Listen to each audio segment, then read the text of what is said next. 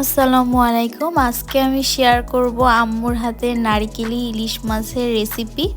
তো এটা রান্না করার জন্য যা যা লাগছে, ইলিশ মাছ লাগবে। ইলিশ মাছ আমরা কেটে নিয়েছি, সাথে নিয়েছি পেঁয়াজ কুচি, কাঁচামরিচ কুচি আর হচ্ছে আদা রসুনের পেস্ট। আর আম্মু হচ্ছে স্বাদ মতো লবণ, তারপর হলুদ, মরিচের গুঁড়া দিয়ে দিচ্ছে। আম্মুর হাতের এই নারকেলি ইলিশ রান্নাটা খুবই মজার। আমাদের রিকোয়েস্টে আজকে আম্মু এই রান্নাটা করছে আমাদের জন্য।